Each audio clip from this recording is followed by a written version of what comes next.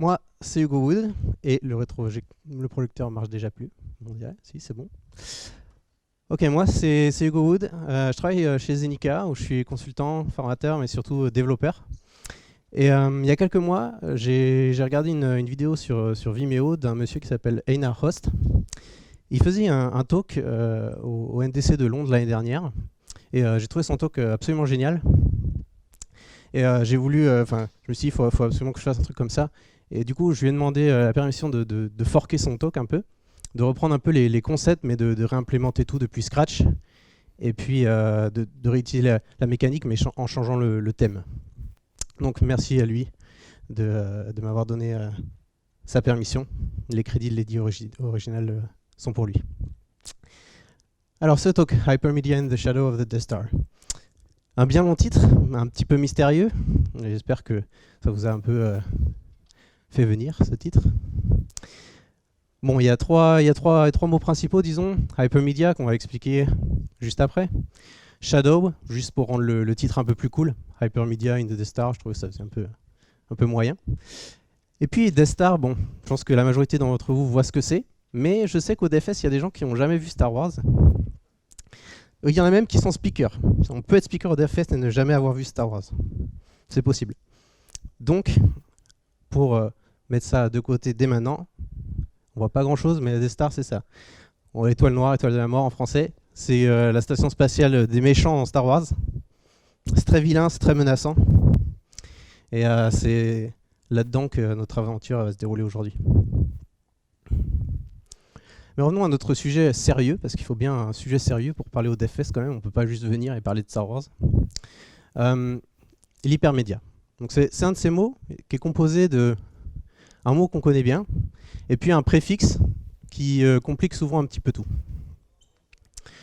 Donc, par exemple, il y a des fois, ça va, média, enfin marché, hypermarché, par exemple, tout le monde sait ce que c'est plus grand. Des fois, c'est un peu plus compliqué, cube, hypercube. Bon, certains savent pas. Mais vous inquiétez pas, d'une part, hyper, dans ce cas-là, ça ne veut pas dire ça. Et j'ai l'analogie parfaite pour vous faire tout comprendre en 2 slides.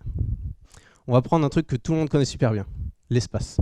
C'est pas le faucon Millennium, c'est l'espace qui est important. Alors on a l'espace et on a l'hyperespace. Attendez. Voilà, beaucoup mieux. Plus récent. Alors, espace, hyperespace, quelle est donc la différence?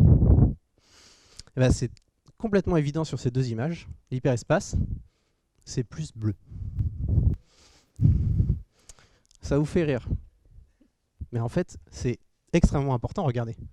Texte, hypertexte. Plus bleu. Donc en conclusion, c'est hyper simple. Média, hypermédia, c'est quoi? C'est des médias avec des liens.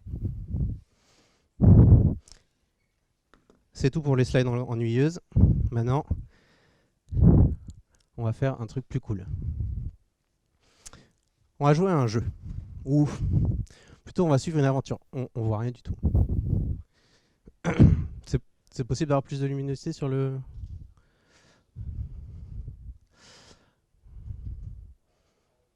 Est-ce que c'est assez gros? Ou il faut plus gros? Un peu plus gros, non? J'ai l'impression qu'il faut un peu plus gros. J'avais déjà monté en avance, mais ça suffit jamais.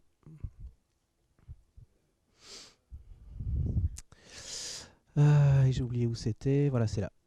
Voilà, excusez-moi. Allez, on va mettre 36. Ok, ça va, tout le monde peut lire? Parce que toute la présentation va se passer là-dedans. Donc si vous ne pouvez pas lire, vous allez rater pas mal de choses. Ok, donc, qu'est-ce que j'ai préparé pour cette présentation? On va parler d'hypermédia, forcément, mais on va aussi parler d'HTTP, on va aussi parler d'API web, on va aussi parler de transfert d'état représentationnel, on va parler de moteur de l'état de l'application, ce genre de choses. Mais en fait, on va pas trop en parler. Je vais vous le montrer, peut-être parler un petit peu, mais pas beaucoup. Donc, je vous propose de vous relaxer et on va suivre le jeu et quand il y aura des choses un peu techniques à regarder, j'en parlerai. Donc, j'ai un serveur qui tourne sur ma machine, qui sert une API web, une API HTTP. Et j'ai un client qui là est chargé. Je suis dans la REPL Node.js. Okay, le client est en Node.js. Et je vais pouvoir appeler des fonctions pour pour suivre mon aventure. Donc G c'est mon client, d'accord? La variable G. Et la première chose que je vais faire, c'est de me connecter à mon serveur. Mon serveur il tourne localement. Voilà. Donc mon client il affiche des choses qui sont intéressantes, notamment qu'est-ce qu'il a envoyé. Donc il a fait une requête sur l'URL que je lui ai donnée avec la méthode HTTP GET et il a dit moi s'il te plaît j'aimerais du texte. Et le serveur a répondu 200 OK. Ce que je te file c'est du texte encodé en UTF-8. Il a donné un tag, on parlera plus tard de ça. Et il m'a dit aussi la langue c'est en français. Ok super, mais il est où ce texte français? Il est dans le body. Donc, je peux console logger le body. Alors c'est écrit The Shadow of the Death Star. Il est trop tard pour faire demi-tour. Vous sentez la poigne de fer de l'Empire galactique se refermer sur vous. La lutte est vaine, mais il y a d'autres façons de remporter la victoire. Votre maîtrise des pouvoirs de l'HTTP sera indispensable à votre survie. Saurez-vous affronter Vador? Pour commencer, faites un post avec votre nom dans la variable name. Ok, donc pour moi, c'est très clair, moi qui suis développeur, ce qu'il faut faire un post avec une variable, etc. Mais nous, dans notre job de tous les jours, on ne fait pas des API pour les humains. Souvent, on fait des API pour les machines. Donc, on veut que les données soient structurées. Ici, c'est pas structuré. On pourrait choper, disons, la valeur de la méthode avec la variable, etc. Avec une regex, par exemple. Mais le problème, c'est que le serveur, tout ce qu'il me dit, c'est qu'il m'envoie du texte.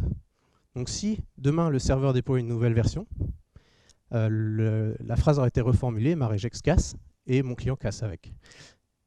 Et ça, c'est nul. Si vous devez déployer un nouveau client à chaque fois que vous déployez un nouveau serveur, c'est dommage. C'est du travail en plus.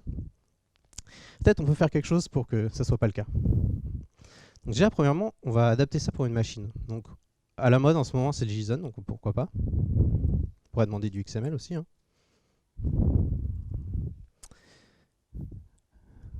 Ok. Donc, le serveur me dit OK, je t'ai envoyé du JSON. Hop, on va regarder à quoi ça ressemble. Oups. Ouais, forcément, il va me dire erreur de syntaxe. Ok, bon. Effectivement, c'est du JSON, c'est pas très joli à regarder. J'ai fait une petite fonction pour formater le JSON. Voilà. Donc je retrouve ici en bas title et description, qui sont des champs dans mon JSON, qui donnent le texte que j'avais précédemment. Comme ça, la machine, maintenant, elle peut le lire.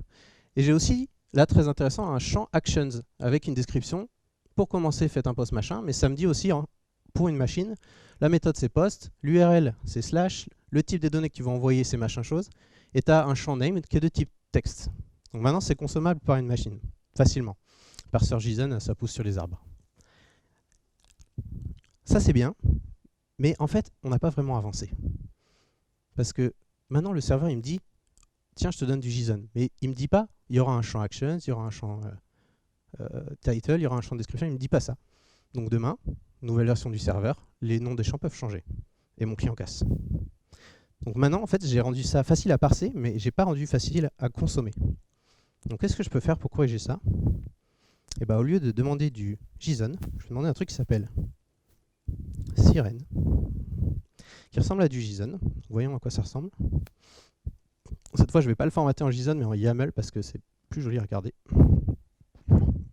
Qu'est-ce qui s'est passé? J'ai toujours title et description, okay, mais c'est stocké dans un champ qui s'appelle properties. Et puis j'ai toujours mon action qui est là, telle quelle. Et j'ai aussi un champ qui s'appelle links pour des liens. Et j'ai un lien vers la ressource en cours, c'est-à-dire slash. Vous allez me dire, ça ne change pas grand-chose, c'est toujours du JSON et on peut toujours mettre n'importe quoi dedans. Sauf que non. Parce que Sirène, il y a une spécification qui est là, qui est officielle, hein, et qui dit, voilà, il y a properties, il y a links, il y a actions, je te garantis que si je t'envoie du Sirène, il y a ça. Donc le client dit, je reçois du Sirène, super, je sais qu'il y a ça, et ça sera vrai pour toujours, jusqu'à ce que le serveur arrête de servir du Sirène, évidemment. Mais pourquoi il s'arrêterait?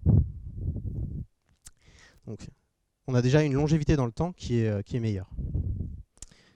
C'est encore pas suffisant parce que si on regarde la spec Sirène, dans Properties, ils disent qu'on peut avoir n'importe quoi. On peut avoir n'importe quel champ, c'est du JSON. Donc super, donc mon client il peut se baser sur tout, sauf sur ce qu'il y a dans Properties. Donc il va falloir qu'on fasse encore mieux.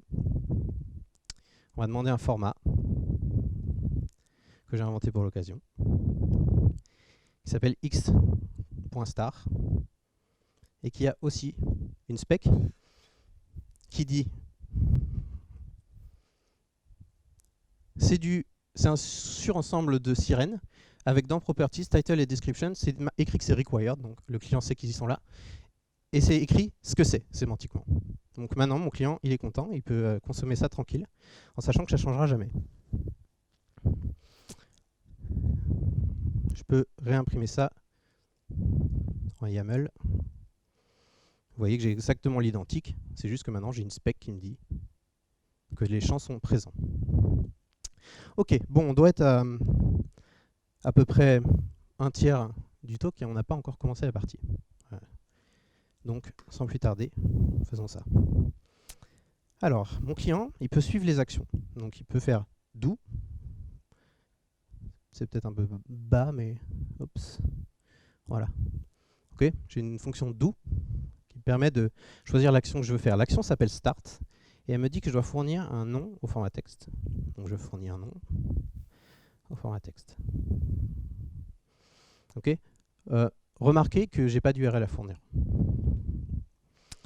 Nouvelle requête. J'ai fait un post sur localhost 2.3000. J'ai demandé du xstar.json. J'ai envoyé du application form URL encoded pour mettre mon nom.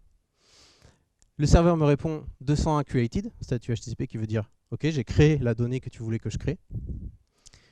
J'ai un nouveau tag et j'ai un nouveau header là qui s'appelle location, qui est un header HTTP pour dire ok, l'action est faite, maintenant va là-bas. J'ai pas de body. Donc mon client il est capable de suivre ses locations. Voilà, donc j'ai fait cette fois une requête sur l'URL qui m'était indiquée dans le header location. D'accord? C'est la même chose ici. J'en profite pour vous faire remarquer que l'URL ici, elle est opaque. Vous voyez, une espèce d'ID illisible. Ça a plusieurs intérêts.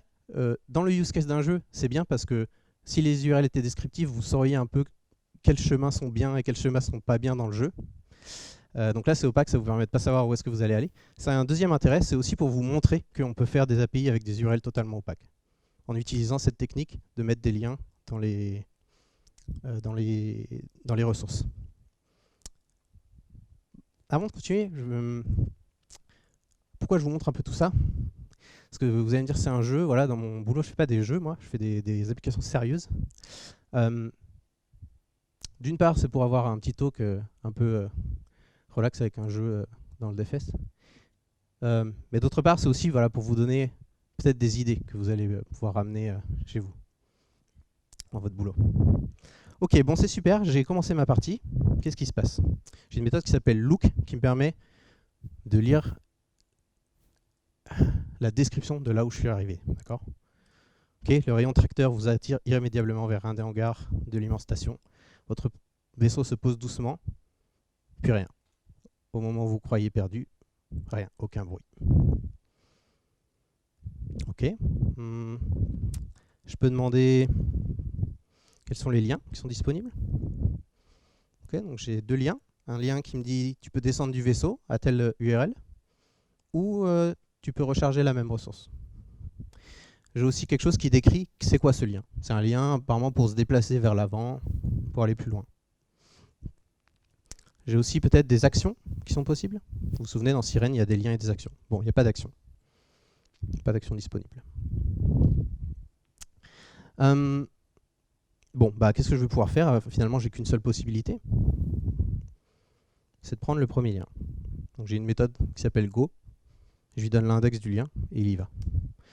Ok, requête. Ok.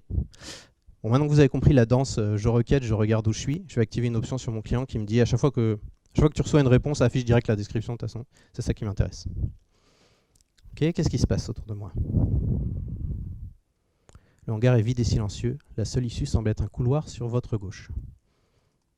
Ok, je vais afficher à la fois les liens et les actions qui sont possibles. Je peux remonter dans le vaisseau, comme un gros trouillard. où je peux continuer vers l'avant et aller vers le couloir. Ok, allons vers le couloir. Le couloir s'étend sur une dizaine de mètres et donne accès à 3 portes dont 2 sont fermées. La troisième est verrouillée par un digicode. Ok, qu'est-ce que je peux faire? Je peux retourner dans le hangar, examiner la troisième porte ou ouvrir la troisième porte. Voilà. Ouvrons la troisième porte, de toute façon, c'est ça ou retourner en arrière. Ah, j'ai une erreur. Ah, donc le serveur me répond 401, je te connais pas. Non seulement il me dit ça, donc dans l'aspect HTTP, ça dit quand on n'est pas autorisé à aller quelque part, c'est ce qu'on renvoie, 401 authorized. Et il faut que le serveur nous donne un 3W Authenticate, qui est un header qui nous dit quel type d'authentification il faut donner. Donc là, c'est une authentification de type basique dans le royaume de l'étoile noire. Et un long bip m'a dit que le code est erroné, bah c'est normal, j'en ai pas tapé de code. Bon, je connais pas le code. Je vais me dire, bon, c'est peut-être comme les téléphones portables, on va essayer 4x0. Boum. C'est pas ce que je voulais écrire. Parce que pour s'authentifier en mode basique, il faut donner un username aussi. Mais là, dans le jeu, il n'y a pas de username. Ok, bon, a priori, c'est pas ça le code. C'est toujours pas correct. Bon, bah, j'ai pas de moyen d'avancer dans le jeu là. Ça commence déjà à être frustrant. Qu'est-ce que je peux faire? Je peux retourner à l'entrée du couloir, examiner la porte, et c'est à peu près tout.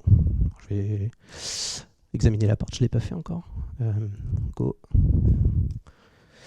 Un petit papier de forme jaune carré est collé sur la porte. Et c'est écrit 2342. Dans le coin est indiqué Ninth Light, premier fournisseur d'agilité. Ça me rappelle quelque chose. Bon, il y a écrit 2342. Ça a l'air d'être intéressant comme information. J'espère que c'est le code de la porte.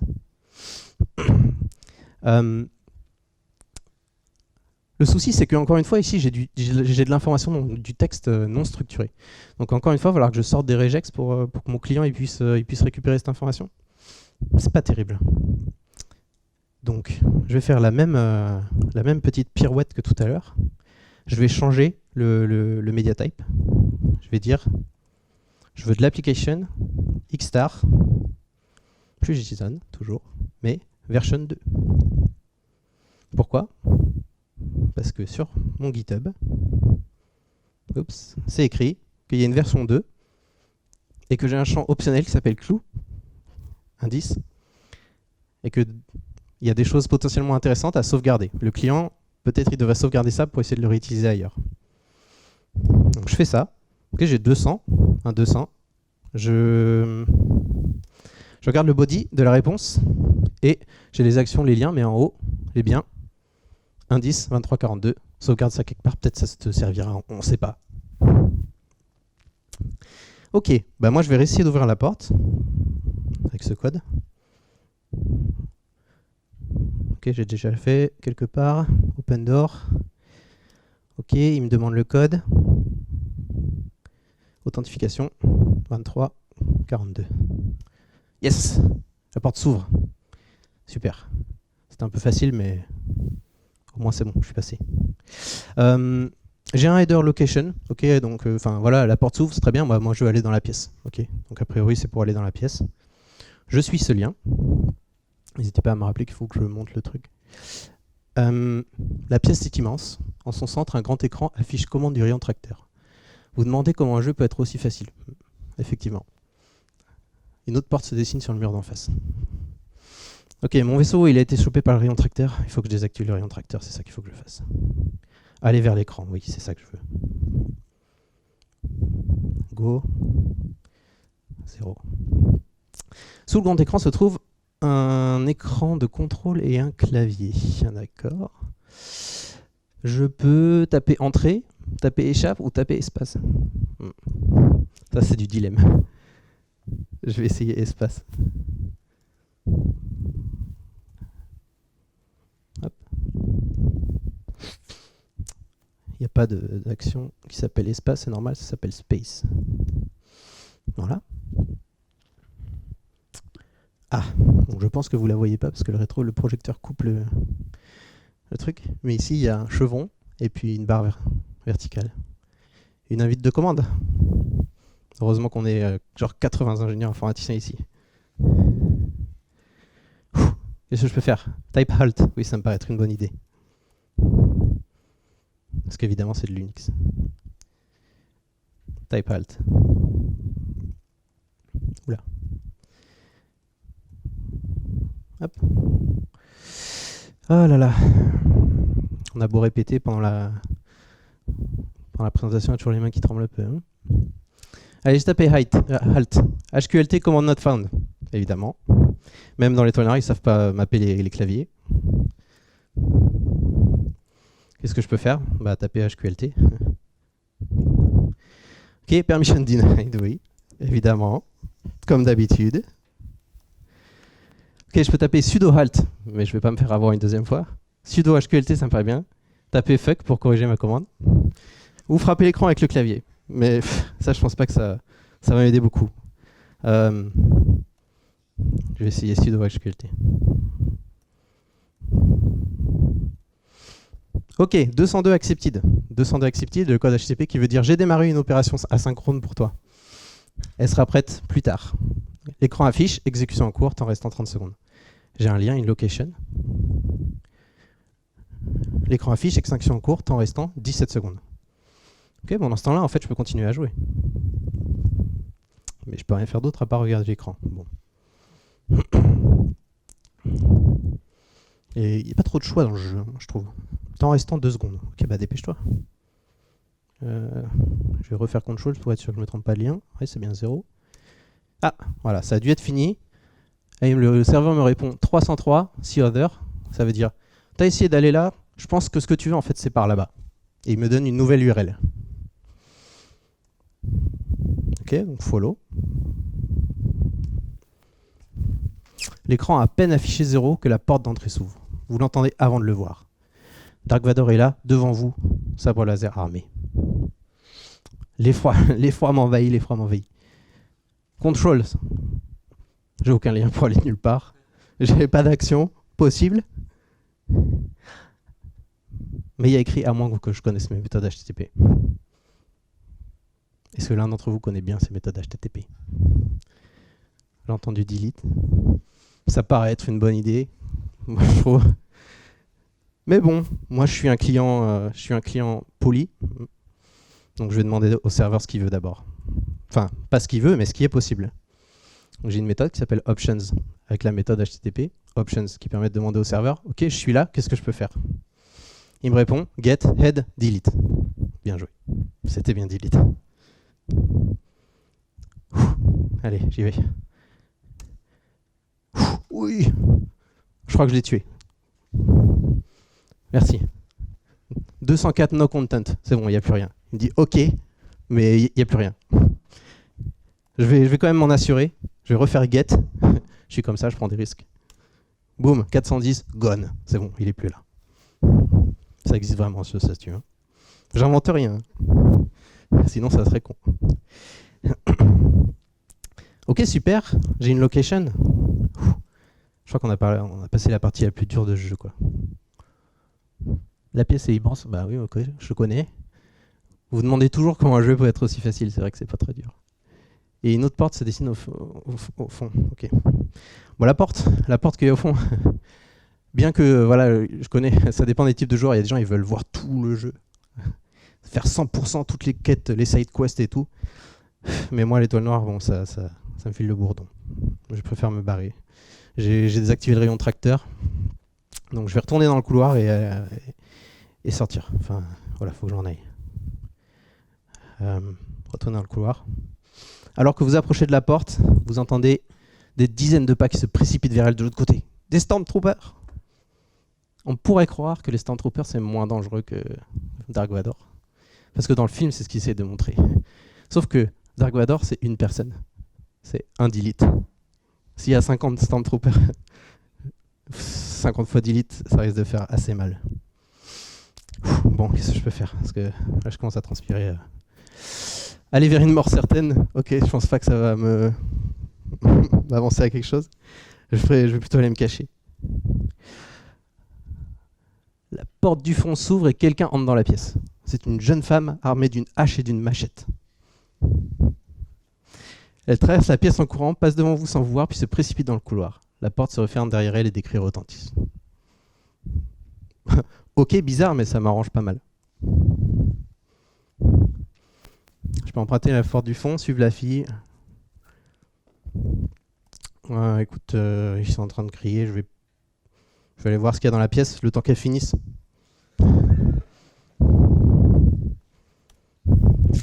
Vous entrez dans une petite salle.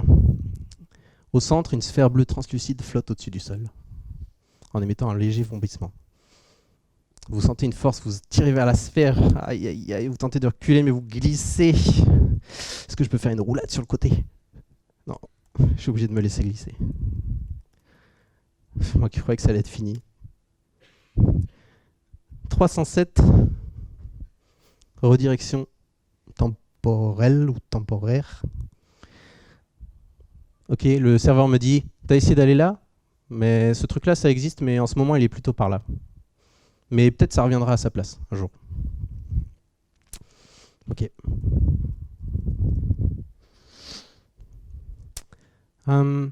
Ok, le tonnerre retentit, la sphère disparaît, ainsi que l'aspiration. La pièce reste inchangée. Il n'y a pas d'autre issue hormis la porte par laquelle vous êtes rentré. Ok, bah finalement, il s'est rien passé de très grave. Hein. A priori, je peux juste sortir. Ouais, faisons ça. Salle de contrôle est silencieuse. Pas de traces des troupes ou de la fille. Tant mieux. Elle est dans le couloir, très bien.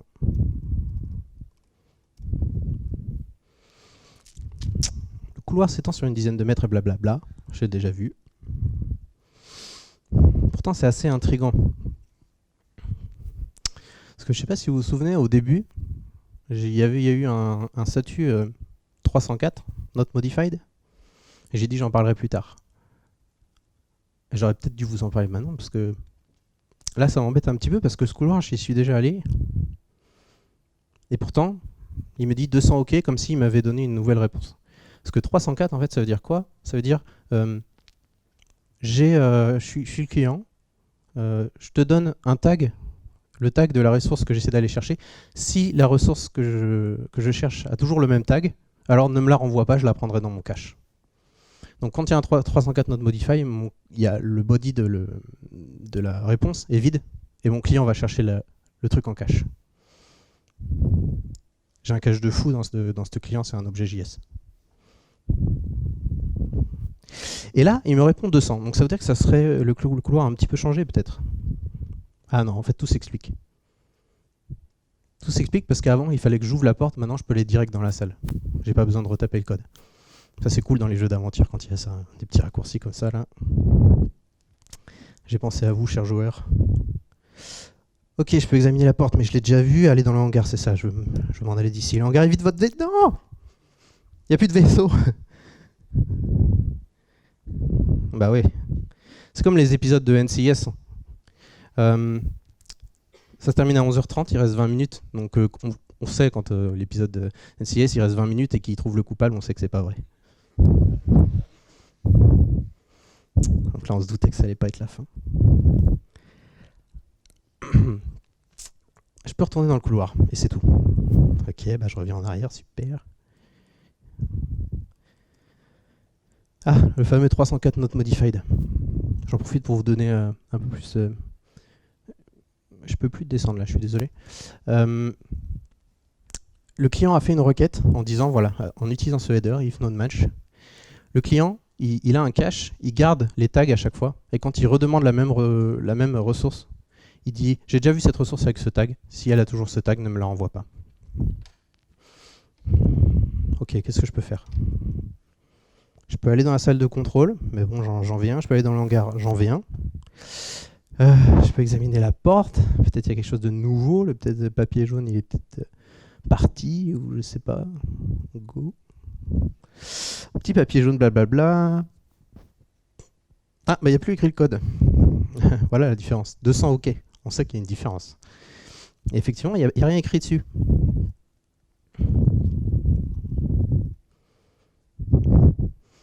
J'en entends un, il comprend tout avant. Et je peux écrire quelque chose dessus. Je ne l'avais pas montré, mais c'était déjà le cas au début. Je peux écrire quelque chose sur le papier avec la méthode patch. La méthode patch, c'est une méthode HTTP relativement récente qui permet de mettre à jour les ressources distantes. À pas confondre avec put qui permet de remplacer une ressource dans son intégralité. Patch, ça va juste modifier un petit bout. Et le put, il faut absolument que ce que vous envoyez soit du même type que ce que vous allez remplacer. Alors que patch, c'est libre à vous de définir le format. Donc là, j'ai défini comme format 3W form URL encoded, comme on a vu au début, donc juste un post comme un formulaire HTML. Bon, c'est bien, on peut écrire sur le papier. Qu'est-ce que je vais écrire? Ça me paraît une bonne idée. Moi. De toute façon, j'ai pas d'autre idée que ça. Quelqu'un a soufflé 2342.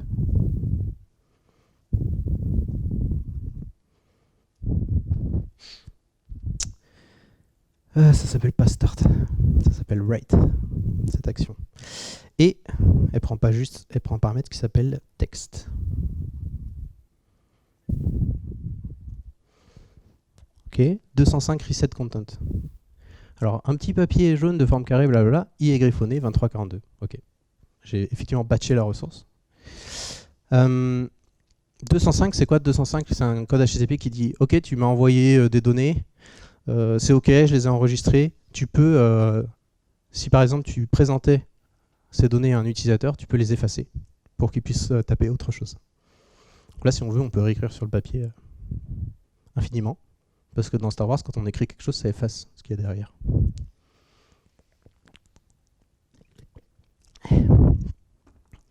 Ok, bah super. Je pense pas que ça m'ait trop avancé, mais bon.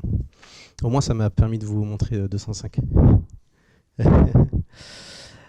Ok, qu'est-ce que je peux faire? Retourner à l'entrée, réécrire quelque chose ou retourner à l'entrée du couloir. On va faire ça. Ah, il y a quelque chose qui se passe. Un 303. 303 va voir ailleurs. Si j'y suis. Un vaisseau atterrit. Yeah. Tandis que vous vous dirigez vers le hangar, une voix retentit. Paradoxe. Vous prenez un violent coup sur la tête et vous vous évanouissez. C'est sans fin ce jeu. Vous vous réveillez dans une salle inconnue, dont la seule décoration est un grand tableau blanc. De nombreux papiers jaunes, comme celui du couloir, sont collés dessus. Ils sont disposés en 3 colonnes. To do, doing, done. Ça vous rappelle quelque chose aussi? Qu'est-ce que je peux faire? Je peux examiner le tableau. Ok. Ouh, c'est l'heure d'un nouveau statut HTTP. C'est un peu comme les achievements dans ce jeu. Il y en a plein à trouver. C'est dommage parce que... Pardon. Hop. Ça marche encore? Oui. Je voulais à l'origine déployer ce jeu sur le cloud, histoire que vous puissiez l'essayer après. Malheureusement, c'est pas encore possible. Et je voulais faire un petit tableau où on pouvait collectionner les statuts HTTP parce que, bien sûr, il y a toutes les erreurs aussi que nous on voit pas parce que moi je tape parfaitement bien les commandes qu'il faut. Donc là, on a un 206. 206, c'est quoi? C'est-à-dire, on a un contenu partiel. Et là, j'ai un header qui me dit, ok, tu es en train d'examiner le tableau, tu es en train d'examiner la colonne, la deuxième, parce que c'est indexé de 0, sur 3. Donc ça, c'est tips au cas où vous n'auriez pas compris. Ça peut servir à paginer. Quand on fait des requêtes sur des collections. Ok, la colonne doing contient un unique papier sur lequel est écrit « Examiner ce tableau ». What? C'est apparemment ce que je suis en train de faire. Ok, j'ai regardé la colonne d'à côté. Ok, la dernière colonne. La colonne done contient plusieurs papiers sur lesquels sont écrits « Se faire capturer par l'étoile noire »,« Éteindre le rayon tracteur »,« Delete Vador »,« Remonter dans le temps ». Notez le code sur la porte pour permettre à votre double du passé d'ouvrir. Bien que j'ai pas l'impression d'avoir fait ça, j'ai comme l'impression que ça s'applique à moi, ce qui est écrit sur ce tableau. Et ça commence à devenir very creepy comme truc. Je sais pas trop ce qui va se passer. On va aller voir la colonne to do. Peut-être que du coup ça va m'indiquer ce qu'il faut faire. Faut espérer dans la logique du jeu que ce soit ça. Je fais Previews, ça me remet à la colonne 1, je l'ai déjà vu. La colonne To Do contient 2 papiers sur lesquels sont écrits de courts messages. Le premier dit « Trouver les pouvoirs de l'hypermédia ». Et le deuxième, je ne sais pas. Qu'est-ce que je peux faire? Ah, je peux trouver les pouvoirs de l'hypermédia. C'est convenient. Power. Boum, des pouvoirs de l'hypermédia, maintenant vous disposez. Mais dangereux le monde est. Encore des trucs. Judicieusement, choisissez. Un autre statut HTTP. 302. J'ai trouvé ce que tu voulais, mais c'est plus loin. Effectivement, j'ai trouvé les pouvoirs de l'hypermédia, trop cool. J'ai un location. Wow. Putain, les pouvoirs de l'hypermédia, ils vont te donner tous les liens du jeu, quoi. Et ça, c'est pas canon, je peux aller où je veux. Ah, attends, moi je veux aller à mon vaisseau. Monter dans le vaisseau, il y a ça quelque part, je pense. Descendre du vaisseau, sortir de la pièce, monter dans le vaisseau. C'est le lien 42. Oh, je vous promets, c'est chevelé de manière random. Je vous promets, pendant les répétitions, c'était pas ça. Go 42. Hop.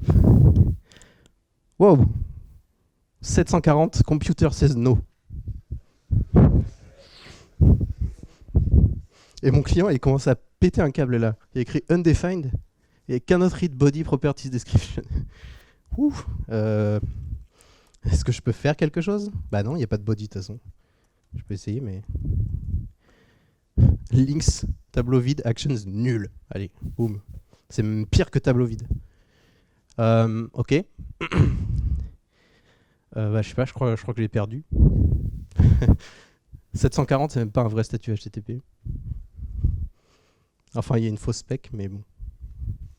Elle est fausse. Moi, je sais comment on va s'en sortir. Parce que moi, je suis un programmeur, et le serveur, il contrôle le jeu, mais moi, je contrôle le client. Et le client, il peut collecter les URL. Et il peut revenir en arrière, comme un navigateur. Allez, chargement rapide. Hop, on revient un peu plus loin dans le jeu. Juste avant. Hein. On a encore les pouvoirs de l'hypermédia. Mais cette fois, on va pouvoir choisir un autre lien. Mais lequel? Il y en a tellement.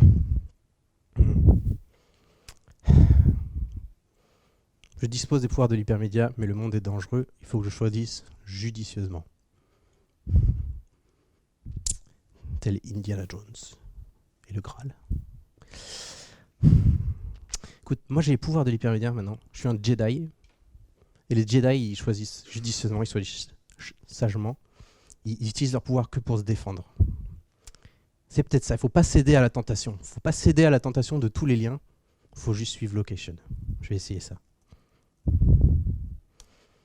Yeah. Ah, le second papier dit « Allez voir Star Wars épisode 7, le réveil de la force au cinéma. » Ouh. Ah, ça c'est canon ça. Tu peux me montrer ça. Montre-moi. Montre-moi. Allez au ciné, oui. Je veux faire ça. Vous êtes prêts? Vous êtes canon. Boum! Nous sommes le 16 décembre. Le film s'apprête à commencer. Quelle meilleure récompense!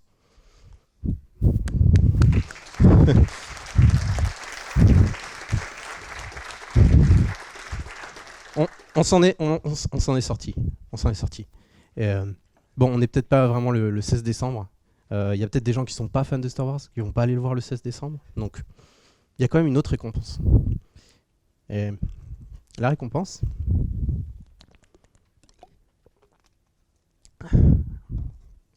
j'espère, c'est que maintenant, vous avez tous les pouvoirs de l'hypermédia. Et vous allez pouvoir les garder dans votre tête, aller lundi au boulot, et puis nous faire de superbes web API. Voilà, merci beaucoup.